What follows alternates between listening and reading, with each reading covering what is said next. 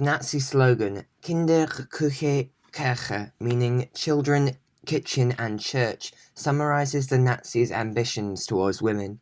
They were expected to stay at home like good housewives and to have many children, because the Nazis wanted to build a strong aryan population to build up their military. Let's look at some of the aims that the Nazis had for women.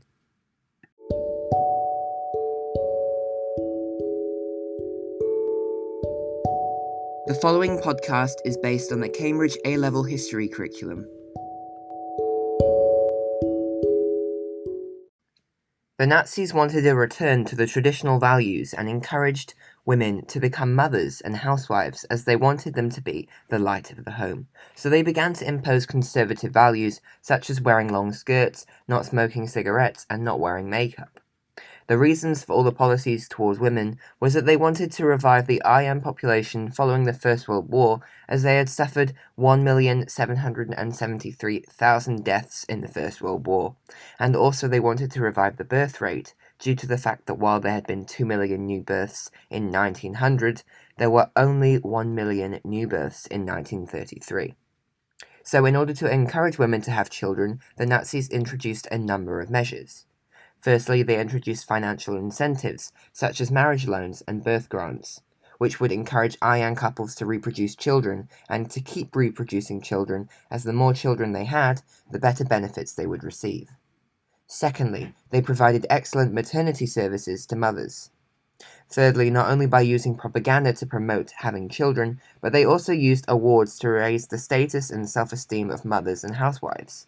This award was called the Mother's Cross. It was believed that this would increase the pride and prestige of being a mother and housewife, as the award would give women a goal to strive towards in terms of the number of children they had. Fourthly, they introduced penalties towards childless citizens. They imposed higher taxes on childless couples, tightened penalties for abortions, restricted information on contraception, and introduced measures for the compulsory sterilization of undesirables. These numerous measures would help to discourage women from aborting children or being childless, whilst also discriminating and persecuting those who did not fit into the Volksgemeinschaft and aims of the Nazi regime. During the period of 1939 to 1945, they extended the Lebensborn program and also began to introduce having births outside of marriage, due to the ongoing war and men being sent away to fight. Overall, regarding policies of increasing the birth rate, the Nazis were not very successful. Although the birth rate initially rose in the mid-1930s, it began to slowly decline. The initial increase can be put down more to the economic recovery than to Nazi policy and measures. Although the birth rate did rise when compared to during the Great Depression, it never got back to the levels of early Weimar Germany, partly due to the Nazis' eugenic policies towards minorities and those with disabilities, which reduced the potential population numbers. In terms of aims, the Nazis also aimed to increase suitable marriages and reduce the number of marriages among inferior races. This is because more marriages meant more children, and Germany wanted more aryan births. Hence, in 1933, couples were provided with a 600 Reichsmark marriage loan if they were unemployed. This was paid off by the taxes on childless citizens if the married couple had more children, and later in 1937, as this policy produced less significant outcomes than hoped, the marriage loans were extended to women who were in work. In 1935, a marriage law was introduced requiring a certificate of fitness to marry before the marriage license was issued. This was determined by race and genetics so as to reduce the non-aryan population and population of disabled people. In October 1935, the Blood Protection Law was introduced, forbidding aryans from marrying Jews, blacks, or gypsies.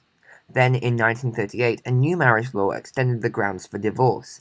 This was to help national objectives regarding birth rate, as it would allow men to divorce their infertile wives and vice versa.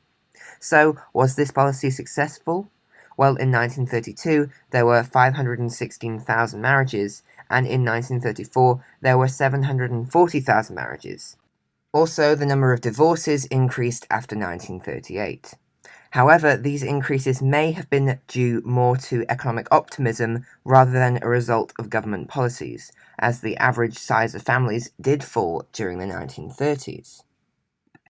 The Nazis also aimed at making sure German women were excellent caretakers in order to develop healthy Germans.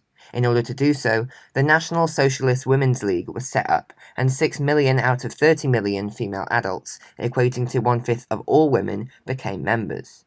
Aside from this, during the period of 1933 to 1939, there was a vast expansion of health offices, especially in rural areas, improved sanitation, medicine, genetics, and racial care.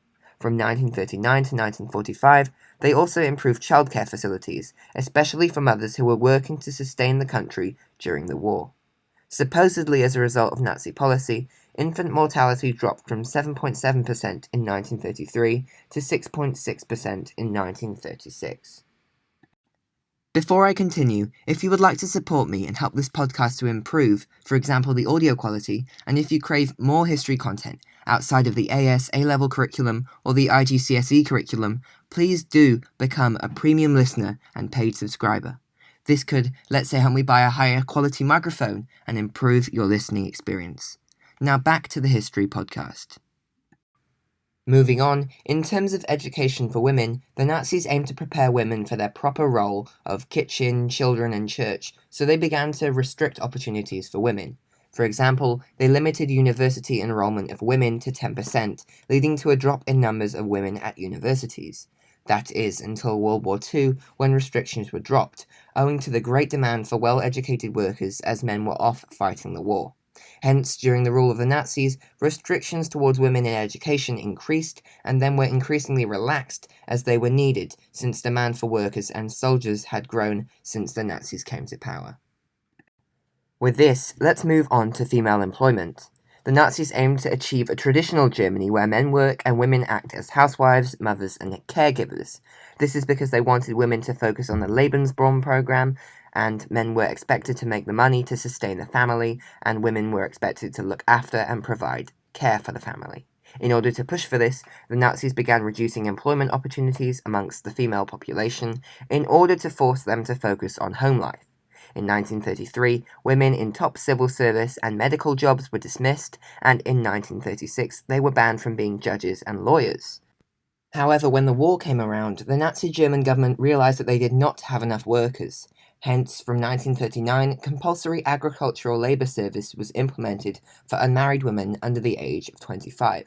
And to contribute to the war and ideological effort, from 1938, women were trained in Lichtenberg to help the SS in concentration camps. They took up minor jobs as guards, secretaries, and nurses. Due to Hitler's reluctance, it was only in 1942 when women aged 17 to 45 were told to register for work, although there were many exceptions, such as women with children, and as a result, women were less mobilized in Germany than they were in the UK and the USA during the wartime period. With regards to public life and female involvement in the Nazi Party, Hitler wished that women were organized and incorporated into the Nazi Volksgemeinschaft. To achieve this, before the war, women were banned from being members of the Reichstag, although the Nazis did set up the NSF, standing for National Socialist Women's League, and the DFW, being Deutsches Frauenwerk, leading to an increased female participation in Nazi bodies and activities. During the Second World War, female organizations helped to support the war effort through the collection of clothes to help support the Russian front.